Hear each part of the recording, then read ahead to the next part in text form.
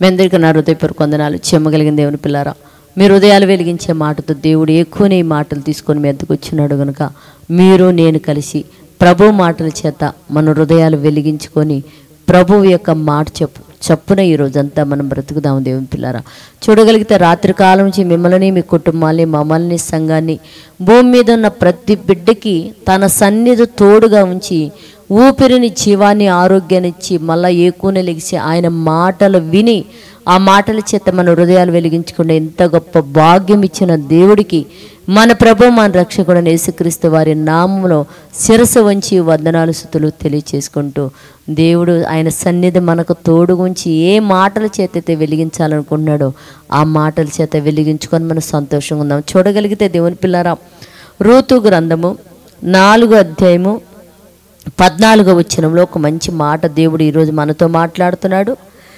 అప్పుడు స్త్రీలు, ఈ దినమును నీకు బంధువు లేకుండా చేయని యెహోవా స్తుతినందునుగాక అన్నాడు. అంటే స్త్రీలందరూ వచ్చి ఒక ఆవిడ దగ్గరకు వచ్చి ఏం చెప్తున్నాడంటే, నీకు బంధువులు లేకుండా చేయని యెహోవా స్తుతినందునుగాక అన్నాడు. అంటే వృద్ధురాలు, భర్త, 2 పిల్లలు, దేవుని దగ్గర నుంచి ఒక రకమంటే దేవుడు సంఘమే అనుకోవచ్చు.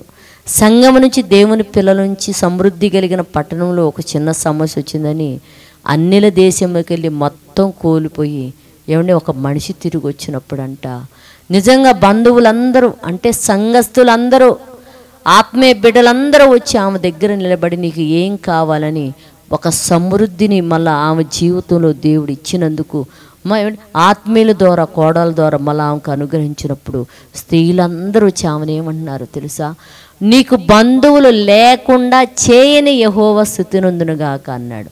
మనము మన బంధువులు, మన చుట్టాలు, పక్కాలు ఎంతమంది ఉన్నా కూడా దేవుడు మనకు తోడుగా ఉంటే ఆయన సంఘం, ఆయన పిల్లలు మనకి బంధువుల కంటే ఎక్కువ సంతోషం, ఆనందం ఇవ్వగలిగిన వారు ఎవరంటే ఆయన పిల్లలేని దేవుని పిల్లరా. అట్టి యెహోవా అంట బంధువులు లేకుండా చేయని యెహోవా అంటే బంధువులు ఎక్కువ వచ్చేసారంట. బంధువులు లేకుండా చేయని యెహోవా స్తుతింపబడును కాకంటే బంధువుల కంటే ఎక్కువ ఆనందం, సంతోషం ఇవ్వగలిగిన వారే సంఘములో ఉన్న బిడ్డలు దేవుని పిల్లలు కనుక అట్టి సంఘం భూమి మీద ఉన్న ప్రతి వ్యక్తి కూడా అలాంటి తృప్తి ఉండే వారిగా ఉండినట్లు మనం ప్రార్థన చేద్దాం. పరిశుద్ధుడా, జీవము కలిగిన మా పరలోకపు తండ్రి, నాయన నీ కృప కలిగిన నామానికి వందనాలయ్యా. నీకు ఎదురు తిరిగి నాయన నీ పిల్లలను విడిచి వెళ్ళిపోయిన నయోమి తిరిగి వచ్చినప్పుడు నాయన ఇదిగో నా తండ్రి, నీకు బంధువు లేకుండా చేయని యెహోవా స్తుతినందును కాకని స్త్రీలందరూ ఆమెను కొనియాడబడుతున్నారా. అవును నైనా, సంఘ సామాసం మేము కలిగి ఉంటే మా బంధువుల కంటే, మా చుట్టుపక్కల వారి కంటే మాకు ఎక్కువ ఆనందము, సంతోషము, నెమ్మది నీ వాక్యము ద్వారా నీ వలనే మాకు దొరికిద్దని తండ్రి ఈ భాగంలో తండ్రి మేము తెలుసుకున్నాము కనుక ఎంతమంది అయితేనైనా సజీవుడైనా నిన్ను వదిలిపెట్టి మా బంధువులు ముఖ్యం, మా చుట్టాలు ముఖ్యమని వెళ్ళిపోయిన తండ్రి, సమస్తం నష్టపోయిన తండ్రి మళ్ళీ తిరిగి వచ్చినప్పుడు సంఘాన్ని ఒక మాదిరిగా నిలబడి సంపూర్ణమైన ప్రేమను, ఆనందాలను అందిస్తున్న యెహోవా నీకు వందనాలు తెలియచేసుకుంటున్నాయినా. ఈ మాటల చేత నీ బిడ్డలకు మీరు ఆదరణ కలుగు చేయమని అడుగుతున్నాయినా.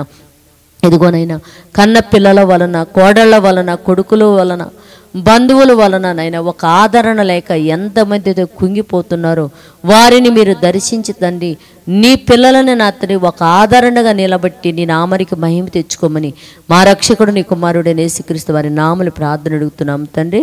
ఆమెన్. మీ అందరికీ నా హృదయపూర్వక వందనములు, ధన్యవాదాలు.